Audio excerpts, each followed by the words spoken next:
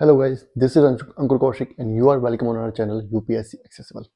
आज हम पढ़ने वाले चैप्टर 6 जियोमॉर्फिक प्रोसेस में एंडोजेनिक प्रोसेस का सेकंड पार्ट। एनसीईआरटी में ये टॉपिक एक ही पार्ट में दिया हुआ है, लेकिन हमने इसको दो पार्ट में डिवाइड कर दिया ताकि बहुत ज़्यादा बल्कि ना हो जाए एकदम से आपके लिए। अगर आप एक दिन में दोनों देखना चाहते हैं दोनों देख सकते हैं, आपकी मर्जी है। ठीक है, तो फर्स्ट पार्ट हमने पढ़ा दिया था। फर्स्ट पार्ट में मैंने क्या बताया था लास्ट क्लास में कि जो एक्सोजेनिक जियोमॉर्फिक प्रोसेस होते हैं वो कैसे काम करते हैं, कैसे काम करती हैं वो, उसको एनर्जी कहाँ से मिलती है, एटमॉस्फेयर से या रिलीफ से, जिसको कि हम क्या बोलते हैं, टेक्टोनिक ग्रेडियंट्स जो बोलते हैं, और ग्रेविटेशन से। ठीक है, कैसे काम करती हैं फोर्सेस, स्ट्रेस के थ्रू स्ट्रेस बनाती हैं।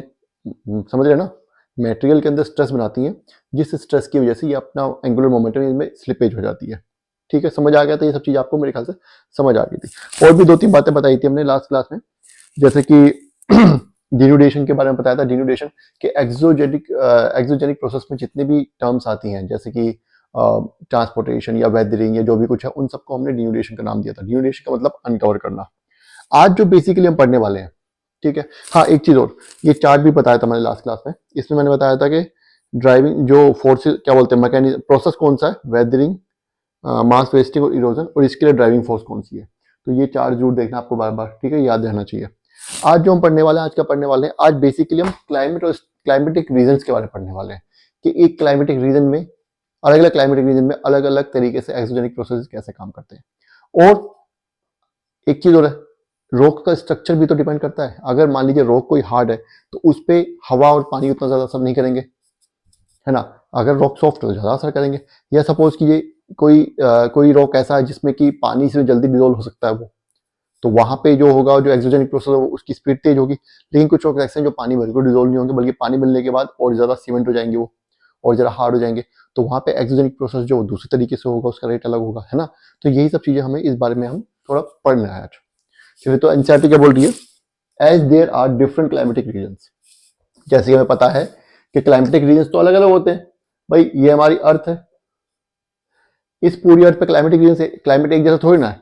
इक्वेटर पे इक्वेटोरियल है, ट्रॉपिक्स जिसको बोलते हैं, यहाँ पे गर्मी रहती है, बारिश होती रहती है, पूरे दिन गर्मी होती है। जैसे जैसे हम पोल की तरफ बढ़ते जाएंगे ऊपर और नीचे, तो टेम्परेचर कम होता जाएगा। यहाँ पे पोल्स पे तो 0 डिग्री माइनस में 50 में टेम्परेचर मिलता है ऊपर नीचे, और यहाँ पे +50 मिल जाता है।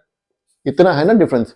तो कह रहा है कि जैसे जैसे अलग अलग क्लाइमेटिक रीजन में जाएंगे तो अलग अलग एंड्रोजेनिक प्रोसेस का स्पीड या रेट जो उनका अलग अलग होगा, और ये फोर्स अलग अलग तरीके से काम करेंगी, है ना।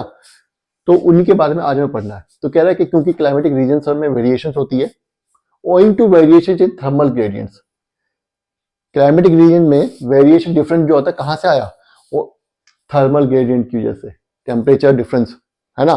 कहीं पे कम है, कहीं पे ज्यादा है। क्रिएटेड बाय, कैसे आया अब ये temperature difference, created by latitudinal, seasonal and land and water spread. Again वही लैटिट्यूडनल, ये इक्वेटर है, यहां से ऊपर जाते जाएंगे, इनको बोलते हैं लैटिट्यूड्स, है ना। लैटिट्यूड्स लॉन्गिट्यूड्स तो आपको पता होगा, मैं ये जूम करके चल रहा हूँ, नहीं पता है तो आगे समझाऊंगा मैं। तो ये लैटिट्यूड्स है, तो सपोज कि हर लैटिट्यूड पे टेम्परेचर अलग होगा। एक्सेप्शंस तो हर जगह होती हैं, ठीक है, लेकिन हर लैटिट्यूड पे यहाँ से ऊपर की तरफ चलते जाएंगे तो लैटिट्यूड पे टेम्परेचर जो कम होता जाएगा, और इक्वेटर पे मैक्सिमम होता है। हम ये मान के चलते हैं, ये आपको पता है, ठीक है। The exogenic geomorphic processes vary from region to region. वो कह रहा है कि जैसे जैसे टेम्परेचर में डिफरेंसेस आते जाते हैं, क्योंकि यहाँ टेम्परेचर ज्यादा होता है इक्वेटर पे और पोल्स पे कम होता है, ऊपर यहाँ से ऊपर की तरफ, नॉर्थ की तरफ और साउथ की तरफ टेम्परेचर जो बढ़ता जाता है। तो इसी तरीके से एक्सोजेनिक प्रोसेस भी अलग, उनका जो पैटर्न है, उनका जो क्या बोलते हैं प्रोसेस जो है, वो भी रीजन टू रीजन वेराई करते हैं। ठीक है, यहाँ तक आई गेस आपको समझ आ गया। नेक्स्ट क्या बोल रहा है, डेंसिटी। अब क्लाइमेट की तो बात हो गई, क्लाइमेट की वजह से एक्सोजेनिक प्रोसेस डिफरेंट हो जाएंगे अलग अलग रीजन पे। अलग अलग रीजन में क्लाइमेटिक कंडीशन डिफरेंट है। क्लाइमेटिक कंडीशन बेसिकली टेम्परेचर ही होता है, ठीक है, और टेम्परेचर की वजह से प्रेसिपिटेशन भी होगी। अगर टेम्परेचर कम ज्यादा है तो उसी हिसाब से प्रेसिपिटेशन भी होगी। प्रेसिपिटेशन मतलब पानी का गिरना, बारिश या स्नोफॉल। तो बेसिकली टेम्परेचर ही होता है। अब जब क्लाइमेटिक वेरिएशन की बात होगी, क्लाइमेटिक रीजन अलग अलग होने की वजह से एक्सोजेनिक प्रोसेस अलग अलग तरीके से होंगे, तो फिर क्या होगा, अब रॉक का स्ट्रक्चर भी तो है। हवा पानी हर रोक पे एक जैसा काम नहीं करती। क्या बोल रहा है, the density type and distribution of vegetation. Density, type and distribution of vegetation, rock के बारे में भी बाद में पढ़ते हैं, पहले वेजिटेशन देख लेते हैं एक बार।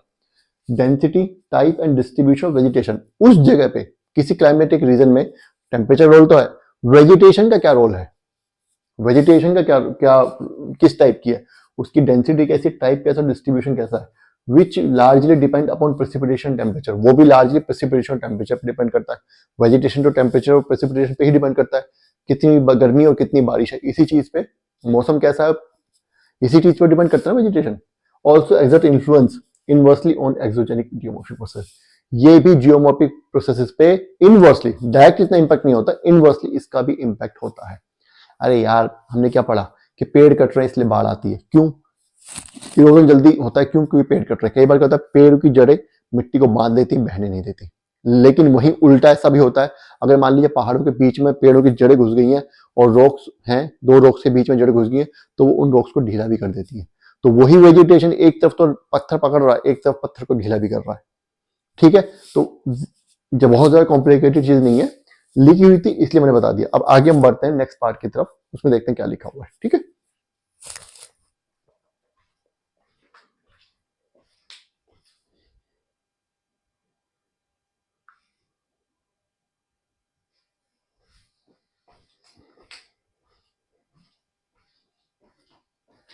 चलिए आगे एनसीईआरटी क्या बोलता है। आगे एनसीईआरटी बोल रही है within different climatic regions, अलग अलग क्लाइमेटिक रीजन्स में जनरली क्या होता है कि अर्थ में इक्वेटर पे टेम्परेचर ज़्यादा होता है, हॉट होता है, और इक्वेटर से जब हम पोल की तरफ जाएंगे तो टेम्परेचर कम होता जाएगा, कोल्ड होता जाएगा, ये होता है जनरल। लेकिन इसमें भी कुछ लोकल वेरिएशंस होती हैं, जैसे कि मान लीजिए हम हैं, अभी हम कहाँ रह रहे हैं, हम लोग रहते हैं ट्रॉपिक्स, ये बेसिकली ट्रॉपिक्स रीजन ही है। ठीक है, इक्वेटर से हम बहुत ज़्यादा दूर नहीं है, समझ रहे हैं। ट्रॉपिक ऑफ कैंसर जो बोलते हैं, जो ट्रॉपिक ऑफ कैंसर वो इंडिया के बीचों बीच से गुजरता है, लेकिन बेंगलुरु ट्रॉपिक ऑफ कैंसर से नीचे आएगा, वहां पे ठंडा रहता है हमेशा। इवन हिमालयाज भी ट्रॉपिक से कोई बहुत ज्यादा दूर नहीं है ट्रॉपिक ऑफ कैंसर से, लेकिन हिमालयाज पे जैसे हम ऊपर जाएंगे तो ऊंचाई पे जाएंगे तो ठंड बढ़ जाती है, टेम्परेचर बहुत बढ़ जाता है। इतना ही होता है, माइनस में भी टेम्परेचर चला जाता है ना, होता है ना, -20 तक भी देखा हो आपने, आराम से चला जाता है। इतना टेम्परेचर पोल्स में मिलना चाहिए।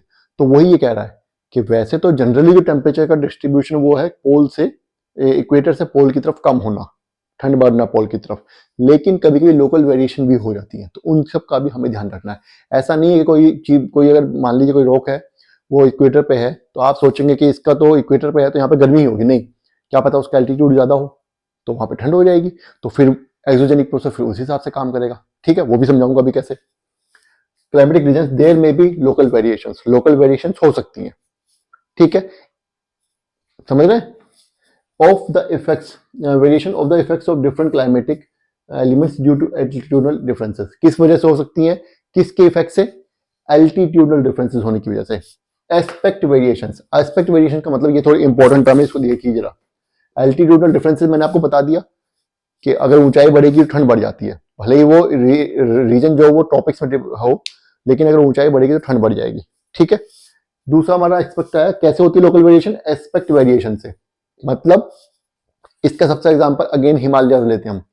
हिमालयाज का जो ये वाला स्लोप है जो कि इक्वेटर की तरफ, जो हमारी तरफ स्लोप कर रहा है, मतलब हमारे लिए जो सदर्न स्लोप है, अरे ये हमारा इंडियन कॉन्टिनेंट है, ये हिमालयाज है। ठीक है, ये हमारा हिमालय रेंज है, इधर ये पोल है हमारा, ये हमारा इंडिया है, INDI है। तो हमारे लिए ये सदर्न स्लोप है और ये नॉर्दर्न स्लोप है। अब हम जिस रीजन में रहते हैं वहां पे ट्रेड विंड्स चलती हैं इस तरीके से, विंड की डायरेक्शन चल रही इधर से, तो और सनलाइट भी ज्यादा इसी रीजन में मिलेगी, आती है ट्रॉपिक्स में। आगे जाके सनलाइट जो कम हो जाएगी तो यहाँ पे जो है हरियाली ज्यादा मिलती है, इधर हरियाली इस स्लोप पे, हिमालयाज की स्लोप पे, जो हिमालयाज का पीछे वाला हिस्सा है चाइना की तरफ, उस पे हरियाली उतनी ज्यादा नहीं मिलती। समझ आ गया आपको, तिब्बत प्लेट्यू की तरफ वहां पे हरियाली इतनी ज्यादा ग्रीनरी नहीं मिलती, क्यों, विंड डायरेक्शन, प्रेसिपिटेशन कम होती है, इंसोलेशन कम मिलती है वहां पे। समझ रहे हैं आप, बताया मैंने रीजन क्यों मिल रही है, इंसोलेशन का कम का रीजन बता दिया, क्योंकि इधर ट्रॉपिक्स है, इधर टेम्परेट रीजन स्टार्ट हो जाता है, जैसे टेम्परेट आएगा तो इंसोलेशन अपने आप कम होती चली जाएगी। दूसरा, इससे जनरली जो विंड्स की वेलोसिटी है वो हिमालयाज की तरफ है। इवन मानसून रेंज, मानसून जो आता है वो भी हिमालयाज की तरफ ही बढ़ता है, तो बारिश होती है, तो इसलिए भी ग्रीनरी पाई जाती है। सनलाइट भरपूर मिल रही है उस तरफ, पीछे वाले नहीं मिल रही इतनी ज्यादा, ये सब चीजें कम मिल रही है। तो पीछे क्या होगा, पीछे ग्रीनरी उतनी ज्यादा नहीं होगी और पीछे डिग्रेडेशन भी कम होगा, इरोजन और वेदरिंग भी कम होगी, आगे ही ज्यादा होगी, क्योंकि वेजिटेशन भी आगे ही है, विंड भी आगे चल रही है, पानी भी आगे पड़ रहा है, नदियां भी आगे काट काट के लेके जा रही है हिमालयाज को, है ना, तो आगे डिग्रेडेशन ज्यादा होती है। चलिए, तो इसको बोलते हैं एस्पेक्ट वेरिएशन। उसका एक्सपोजर कितना है, किन के लिए एक्सपोजर, किससे, जियोमॉर्फिक एजेंट से। मान लीजिए मैं यहाँ पे खड़ा हूं और यहाँ पे हवा ही नहीं चल रही, पानी नहीं आ रहा, तो मेरा एक्सपोजर नहीं है, पानी हवा पीछे से आ रहे हैं, तो मैं पीछे से घिसना स्टार्ट हो जाऊंगा, पीछे से इरोजन और वेदरिंग स्टार्ट हो जाएगी, आगे से ऐसा कैसे रहूंगा लंबे टाइम तक।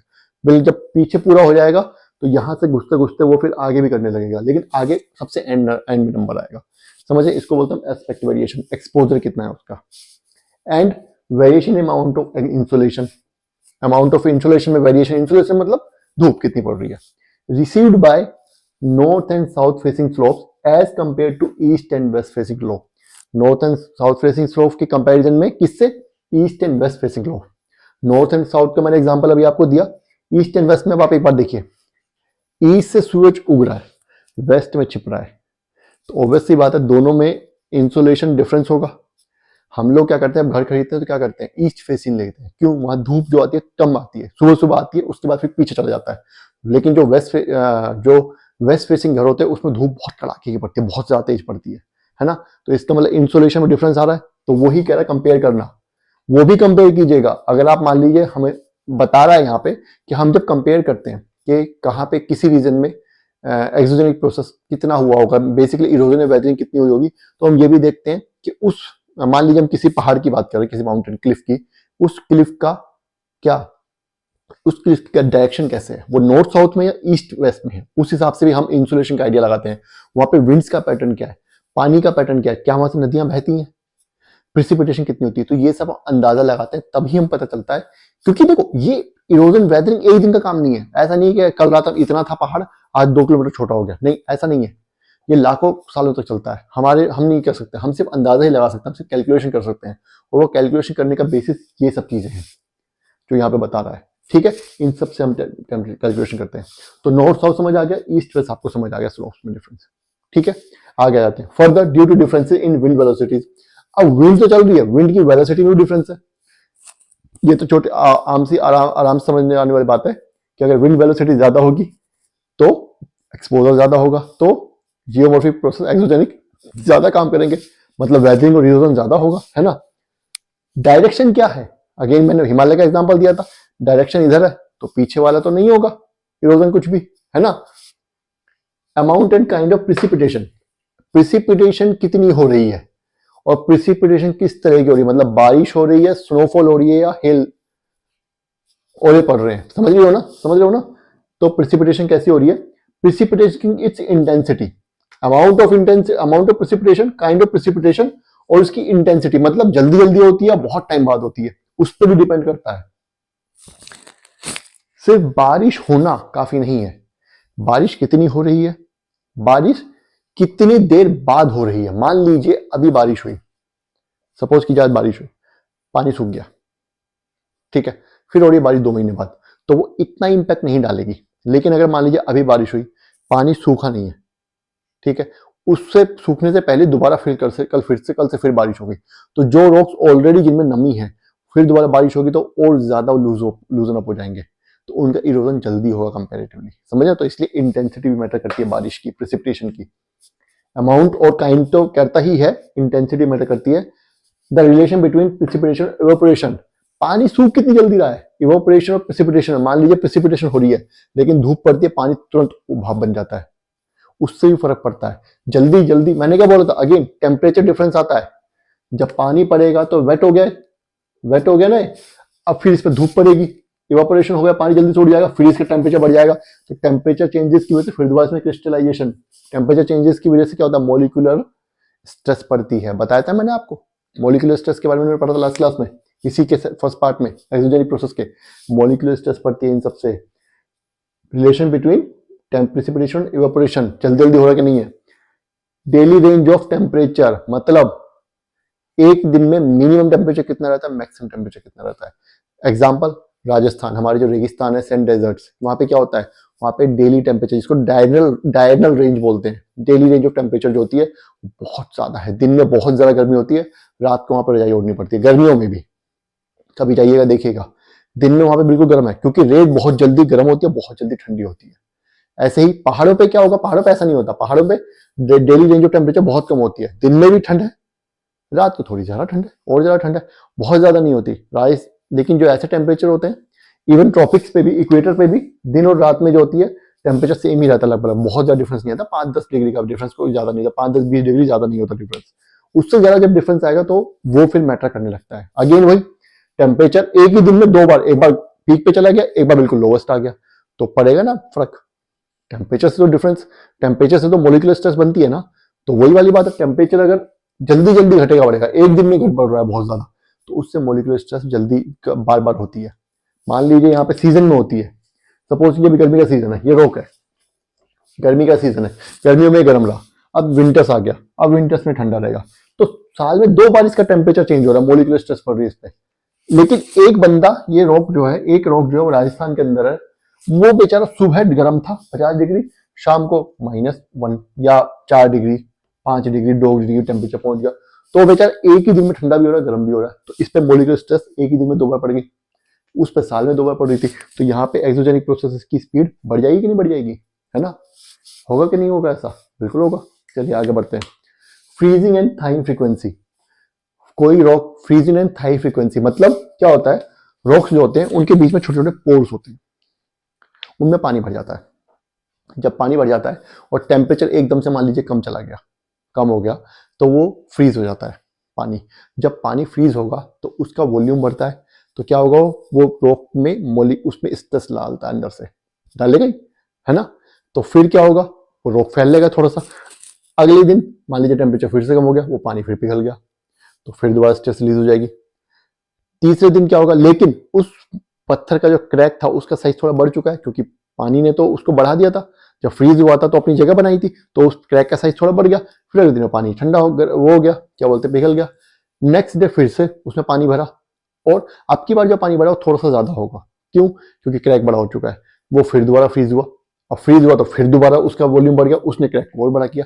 ऐसे कर करके क्या होता है, धीरे धीरे करके वो क्रैक इतना बड़ा होता है, पत्थर ही टूट जाता है। समझ रहे हैं?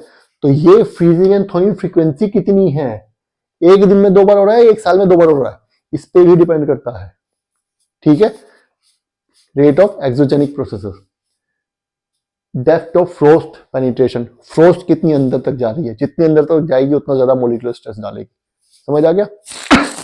The geomorphic processes vary within any climatic region. इन सब फैक्टर्स के बेस पे जियोमॉर्फिक प्रोसेस जो है वो वेरी करते हैं किसी भी क्लाइमेटिक रीजन में। तो किसी भी क्लाइमेटिक रीजन में जब हम जियोमॉर्फिक प्रोसेस को देखते हैं कि क्या जियोमॉर्फिक प्रोसेस की स्पीड क्या होगी, किस तरीके का होगा, तो हम इन सब फैक्टर्स को कंसिडर करते हैं, फिर अपनी कैलकुलेशन करते हैं, फिर हम निकालते हैं कि अच्छा ये स्पीड होगी इसकी यहाँ पे, या इस तरीके से होता होगा। ठीक है? तो चलिए अब नेक्स्ट पैराग्राफ की तरफ मूव करते हैं। इनसे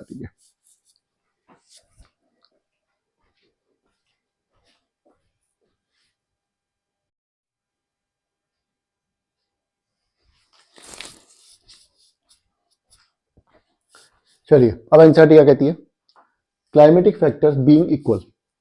अभी हमने क्लाइमेटिक फैक्टर्स के बारे में पढ़ा कि क्लाइमेटिक फैक्टर्स किस तरीके से इंपैक्ट करते हैं एक्सोजेनिक प्रोसेस के पैटर्न को। ठीक है? अब कह रहा है कि क्लाइमेटिक फैक्टर्स को एक तरफ रख दो कि वो सारे इक्वल है हर जगह। तो the intensity end of exogenic processes, geomorphic processes depends upon type and structure of rock. अब अगर क्लाइमेटिक फैक्टर्स को हमने बोला कि सब जगह सेम है, मान लेते हैं, लेट अस अज्यूम, तो अब जियोमॉर्फिक प्रोसेस की इंटेंसिटी जो है वो किस पे डिपेंड कर दी, स्ट्रक्चर ऑफ रॉक पे। इसका मतलब सिर्फ क्लाइमेटिक फैक्टर्स पे डिपेंड नहीं करती है, रॉक के स्ट्रक्चर पे भी डिपेंड करती है। समझे कैसे? पढ़ते हैं आगे। द टर्म स्ट्रक्चर इंक्लूड्स, अब स्ट्रक्चर का मतलब रॉक के स्ट्रक्चर पे डिपेंड करती है ना, तो स्ट्रक्चर का मतलब क्या आएगा? पहला aspect of rock such as folds हैं कि नहीं है, मतलब जब दो प्लेट्स पास आती हैं तो फोल्ड होता है, बीच का मटेरियल उठता है, ये दो प्लेट्स पास आ रही हैं तो इनमें फोल्डिंग होगी, बीच का मटेरियल क्या होगा, वो इस तरीके से उठेगा, है ना? ऐसे ही तो उठता है, पहाड़ भी तो ऐसे ही बनते हैं। तो इसको बोलते हैं, ये अप है, ये डाउन है, है ना। तो यहाँ पे क्या होगा, यहाँ पे ऑब्वियस सी बात है, यहाँ पे इनका रेट जो होगा वो जो एक्सोजेनिक प्रोसेस का या इरोजन का वेदरिंग का डिफरेंट तो होगा ही नहीं, होगा या नहीं होगा, है ना, क्योंकि इनका पोजीशन अलग होगी। इनका जो एक्सपोजर होगा विंड और वाटर से, जो जियोमॉर्फिक एजेंट्स हैं उनसे, वो अलग तरीके से होगा, इसलिए होगा। नेक्स्ट आ गया फोल्ड्स। फोल्ड्स, फोल्ड और फोल्ड्स में डिफरेंस क्या होता है। फोल्ड्स तो मैंने बताया आपको, जब दो प्लेट्स पास आती हैं कन्वर्ज करती है तब बनता है। फोल्ड्स का मतलब, फॉल्ट का मतलब जब दो प्लेट दूर जाती हैं तो क्या होगा, जब दो प्लेट पास आई थी तो बीच का मैटर उठा था, लेकिन जब दो प्लेट्स दूर जाती हैं तो बीच का मैटर नीचे गिर जाता है। ये अब यहाँ पे ऑब्वियस सी बात है, यहाँ पे एक्सपोजर अलग तरीके का हुआ, है ना, होगा कि नहीं होगा, है ना। तो फोल्ड्स होगा तो अलग तरीके का रॉक स्ट्रक्चर होगा, रॉक का स्ट्रक्चर भी अलग अलग होता है फोल्ड और फोल्ड्स में, ध्यान रखना। दूसरा ओरिएंटेशन, उसका घुमाव कैसा है। अब पता चला मैं यहां बैठा हुआ हूं, हवा उधर से निकल जा रही है ना, हवा इधर आ ही नहीं पा रही, तो ओरिएंटेशन कैसा है। पानी बेचारा, नदी वहां से बह जा रही है, मैं यहाँ पे बैठा हुआ हूं, मेरा इरोजन ही नहीं हो रहा है, कोई वेदरिंग नहीं कर रहा है मेरी, है ना। तो ओरिएंटेशन भी डिपेंड करता है। नेक्स्ट क्या आ गया हमारा, इंक्लिनेशन। Inclination of beds. किसका, इंक्लिनेशन ऑफ बेड्स। मैंने आपको बताया था कि जो हमारे वेस्टर्न घाट्स हैं उनका इंक्लिनेशन कैसा है, या वेस्ट से ईस्ट की तरफ स्लोप है। तो अगर यहां पानी गिरेगा तो सारा यहां आएगा कि नहीं आएगा। हिमालय से सेडिमेंट सारे नीचे आते हैं ना प्लेन में, प्लेन का सेडिमेंट तो हिमालय से ऊपर नहीं जाता। यहां पानी गिरेगा तो ऊपर थोड़ी ना चला जाएगा, वो भी यहीं आएगा नीचे समुद्र में, और ऊपर का भी यहीं आएगा। तो इस चीज पे भी जियोमॉर्फिक प्रोसेस, मतलब इरोजन यहां पे ज्यादा होगा वहां पे कम होगा। क्यों, क्योंकि यहां बारिश गिरेगी तो सिर्फ यही इरोजन होगा, यहां बारिश गिरेगी तो सिर्फ यहां पे इरोजन नहीं होगा, यहां पे तो होगा ही, यहां भी होगा, लेकिन अगर यहां बारिश गिरेगी तो सिर्फ यही पे इरोजन होगा, यहां पे नहीं होगा। समझ रहे, तो इरोजन यहां ज्यादा होगा क्योंकि इधर का भी पानी इधर ही आ रहा है। तो इंक्लिनेशन ऑफ बेड्स। आगे क्या कह रहा है, प्रेजेंस और एब्सेंस ऑफ जॉइंट्स। अब मान लीजिए कोई रॉक है, उसके अंदर जॉइंट है, अगर जॉइंट है तो जल्दी टूटेगा, ऐसा होता है ना। मैंने बताया ना, फ्रीजिंग एंड थॉइंग भी तो जॉइंट्स में ही होती है, फ्रीजिंग एंड थॉइंग भी तो जॉइंट्स में ही होती है। पेनिट्रेशन जो होगी फ्रोस्टिंग की, वो भी तो जॉइंट्स में ही होगी कहीं ना कहीं, अगर जॉइंट्स होंगे तो ज्यादा होगी, है ना। उसके बाद बेडिंग प्लेन्स। बेडिंग प्लेन्स का मतलब नीचे एक पेरेंट रॉक है, उसके ऊपर कोई मान लीजिए ये लैंडफॉर्म बना हुआ है, ये स्ट्रॉन्ग है ये वीक है, तो ये जल्दी से वॉश अवे कर जाएगा, नीचे वाला बचा रहेगा। लेकिन अगर सपोज कीजिए ये नीचे वाला वीक है, ऊपर वाला स्ट्रॉन्ग है, तो ऊपर वाला का तो इरोजन होगा नहीं, नीचे वाला भी बचा रहेगा, है ना। तो इस पे भी डिपेंड करता है। बेसिकली बस ये बोल रहा है कि अगर पत्थर सॉफ्ट है तो जल्दी बह जाएगा, हार्ड है तो लेट बहेगा, समझिए। नेक्स्ट हमारा क्या आ रहा है, बेडिंग प्लेन्स के बाद हार्डनेस और सॉफ्टनेस ऑफ कॉन्स्टिट्यूएंट मिनरल्स। जिन मिनरल से रॉक बना है उन वो हार्ड है या सॉफ्ट है, बेसिक सी बात समझ आ गई होगी। उसके बाद chemical susceptibility of minerals constituent, जो मिनरल्स उनमें हैं वो केमिकल से जल्दी रिएक्ट करते हैं कि नहीं करते हैं, ये भी तो होगा। और उसके बाद परमेबिलिटी एंड इनपरमेबिलिटी। परमेबिलिटी का मतलब उनसे गुजरना, पानी उनसे गुजर जाता है कि नहीं गुजर जाता। अगर मान लीजिए कोई रॉक है, उसके अंदर पानी नहीं आ सकता, पानी को वो नहीं सोखता, तो उसका वेदरिंग उतनी नहीं होगी। लेकिन अगर कोई पानी को सोख लेगा तो उसकी वेदरिंग ज्यादा होगी, कोई मिनरल या रॉक की, समझ रहे। चलिए next, different types of rocks with differences in their structure offer varying resistance. अब अलग अलग तरीके के रॉक्स जो हैं जिनका कि स्ट्रक्चर भी अलग है, उनके रेजिस्टेंस जो है वो अलग अलग होता है जियोमॉर्फिक प्रोसेस के लिए, मतलब वो अलग अलग तरीके से रेजिस्टेंस प्रोवाइड करते हैं जियोमॉर्फिक प्रोसेस के अगेंस्ट, एक्सोजेनिक प्रोसेस के अगेंस्ट। ए पर्टिकुलर रॉक में be resistant to one process and non resistant to another. मैंने क्या बताया था कि एक पर्टिकुलर रॉक जो है वो एक प्रोसेस को रेजिस्टेंट हो सकता है और दूसरे प्रोसेस में नॉन रेजिस्टेंट होता है। मतलब मैंने आपको एग्जांपल दिया था कि एक पर्टिकुलर रॉक ऐसा हो सकता है पानी में डिजोल्व हो जाए और हवा में वो और ज्यादा क्या हो जाए, सख्त हो जाए, ठीक है। जैसे लाइमस्टोन होती है, लाइमस्टोन का हवा कुछ नहीं बिगाड़ सकती, लेकिन पानी उसको डिजोल्व कर लेता है। तो क्या कर रहा है, एक प्रोसेस की वजह से तो वो, एक प्रोसेस से वो नॉन रेजिस्टेंट है, दूसरे प्रोसेस से वो रेजिस्टेंट है। मतलब जहां पे लाइमस्टोन मिलेगा, जहां पे अगर लाइमस्टोन के रॉक से कहीं पर वहां पे पानी ज्यादा है तो डिजोल्व हो जाएगा, वहां पे लाइमस्टोन बहुत वीक होता है, जल्दी से उसका यूज हो जाएगा। लेकिन अगर लाइमस्टोन एक ऐसी जगह जाता है पानी नहीं है लेकिन हवा चलती रहती है, तो हवा उसका इतना कुछ खास बिगाड़ नहीं पाती, तो लाइमस्टोन वहां खड़ा रहता है चुपचाप, ठीक है। यहां तक हो गया। लास्ट एक दो चीजें बचती हैं, वो पढ़ लेते हैं क्या बोलती है एनसीईआरटी।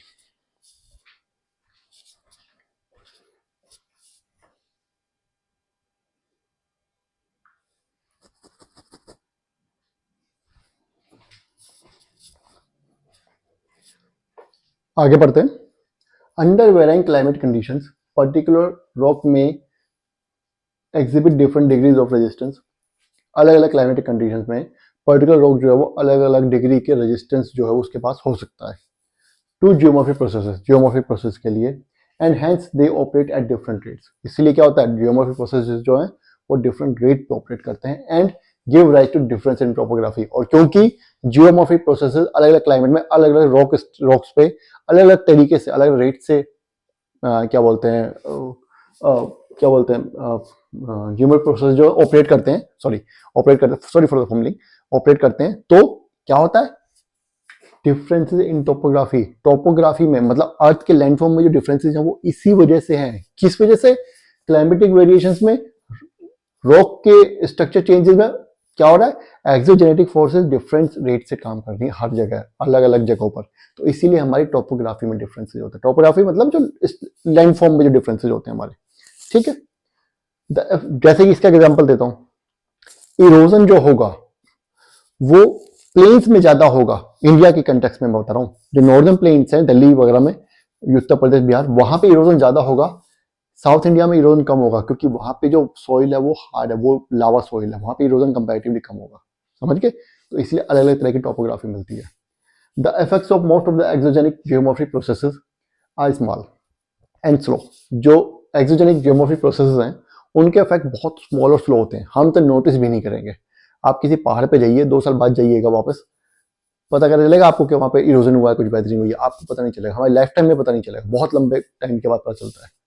मे बी इनपरसेप्टिबल, नोटिस नहीं कर सकते हम in a short time span, छोटे टाइम में हम नोटिस नहीं कर सकते, but will in long run affect the rock severely due to continuous fatigue. क्योंकि उनके ऊपर उनका एग्जॉस्शन कंटिन्यूसली हो रहा है, तो लॉन्ग टाइम में रॉक्स को जो है वो सीवियरली इफेक्ट करते हैं, गायब का गायब कर देते हैं पूरा का पूरा। ठीक है, सोचिए अरावलीज के भी हिमालय जितने बड़े थे, आज क्या रह गया, कुछ भी नहीं। ठीक है, चलिए। Finally, it boils down to one fact that differences in on the Earth's surface, though originally related to the crustal evolution, continue to exist in some form or other due to differences in type and structure of Earth materials, differencing in geomorphic processes and their operations. क्या कह रहा है ये? कह रहा है simply कि देखो, एंड में बात ये क्या क्या खत्म कर रहा है एनसीईआरटी एंडोजेनिक एक्सोजेनिक प्रोसेसेस को, कि हालांकि पहली बात तो जब अर्थ बनी थी, इवोल्यूशन जो हुआ, तो ही अलग अलग तरीके से फॉर्मेशन हुआ था क्रस्ट का। कहीं पे पहाड़ बन गए, कहीं पे प्लेन्स बन गए, कहीं पे बासाल प्लेन बन गए, कहीं पे क्रस्ट पतली बन गई ओशियानिक, कहीं पे क्रस्ट मोटी बन गई, वो तो है डिफरेंसेस। उसके अलावा भी जियोमॉर्फिक प्रोसेसेस जो है वो अलग अलग रॉक्स पे के स्ट्रक्चर पे अलग तरीके से काम करते हैं, अलग अलग क्लाइमेटिक कंडीशंस में। तो इस वजह से भी उनके जो ऑपरेशन डिफरेंस ऑपरेट करने के जो डिफरेंसेस आ रहे हैं जियोमॉर्फिक प्रोसेसेस के, उस वजह से भी अर्थ के ऊपर हमें जो डिफरेंसेस मिलते हैं टोपोग्राफी में देखने को मिलते हैं। समझ गए? तो अगर आपको कोई पूछे कि अर्थ के ऊपर जो इतने सारे डिफरेंसेस मिलते हैं, कहीं पे पहाड़ है, कहीं पे ऊंचा है, कहीं पे नीचा है, तो वो किसी उसका रिस्पॉन्सिबल कोई एक फैक्टर नहीं है कि हाँ भाई अर्थ जब बनी थी तो उस टाइम पे कूलिंग इस तरीके से हुई, नहीं, सिर्फ वो फैक्टर नहीं है, वो भी उसका भी कंट्रीब्यूशन है, जियोमॉर्फिक एजेंट्स का भी कंट्रीब्यूशन है, रॉक का स्ट्रक्चर कैसा उसका भी कंट्रीब्यूशन है, क्लाइमेट का भी कंट्रीब्यूशन है, हर चीज का अपना अपना कंट्रीब्यूशन है। ज्योग्राफी हमेशा याद रखिए कभी भी एक फैक्टर पर डिपेंड नहीं करती है। जैसे मैंने आपको सबसे बड़ा एग्जांपल अभी बताया था, मैं आपको फिर से बता देता हूं। मैंने अभी बताया कि जनरली क्या होता है, आई होप आपने स्क्रीनशॉट ले लिया होगा। जनरली क्या होता है, ये अर्थ है हमारा, ये हमारा इक्वेटर है, तो क्या होता है कि जो टेम्परेचर है वो यहाँ ज्यादा होगा, पोल्स पे कम होगा, यहाँ पे गर्मी होती है, यहाँ पे ठंड होती है। लेकिन अगर यहाँ पे कोई पहाड़ है तो यहाँ पे भी पोल के बराबर ही ठंड होगी, क्योंकि यहाँ पे लोकल वेरिएशंस जो होंगी, एल्टीट्यूडनल स्प्रेड, ठीक है, वो लैटिट्यूडनल स्प्रेड जो है वो नलीफाई हो जाएगा। जो एल्टीट्यूडनल वेरिएशन है उसकी वजह से लैटिट्यूडनल जो वेरिएशन है वो नलीफाई हो जाएगी। लैटिट्यूड का उसका टेम्परेचर जो हो सकता है कुछ भी हो सकता है, एक लैटिट्यूड का पूरे का एक ही टेम्परेचर होता है अर्थ पे, आपको पता होगा ना। जैसे इक्वेटर जो है उस पर अलग टेम्परेचर होगा, ऊपर जो पोल है उनका अलग टेम्परेचर, हर टेम्परेचर हर लैटिट्यूड पे टेम्परेचर डिफाइंड होता है। यहाँ पे ठंडा सबसे कोल्डेस्ट होगा, यहाँ पे हॉटेस्ट होगा, फिर नीचे कोल्डेस्ट होगा। तो यहाँ पे भी मान लीजिए यहाँ पे जो एवरेज टेम्परेचर मान लीजिए 10 है, लेकिन पहाड़ बन गया, सॉरी 30 है, 30 या 40, लेकिन पहाड़ है तो यहाँ पे एवरेज टेम्परेचर 5 डिग्री पे आ जाएगा। समझ गए? तो लोकल वेरिएशंस भी होती हैं, कभी भी ज्योग्राफी में एक फैक्टर काम करता ही नहीं है। तो ठीक है, ये वीडियो ये पे खत्म करते हैं। जियोमॉर्फिक प्रोसेस का सेकंड पार्ट भी खत्म हो गया। अगला जो हमारा टॉपिक है वो है वेदरिंग। वेदरिंग हम नेक्स्ट क्लास से स्टार्ट करेंगे। तब तक इसको देखिए, कुछ समझ में आया तो कमेंट कीजिएगा, दोबारा बता दूंगा, और लाइक और सब्सक्राइब करना है। Thank you.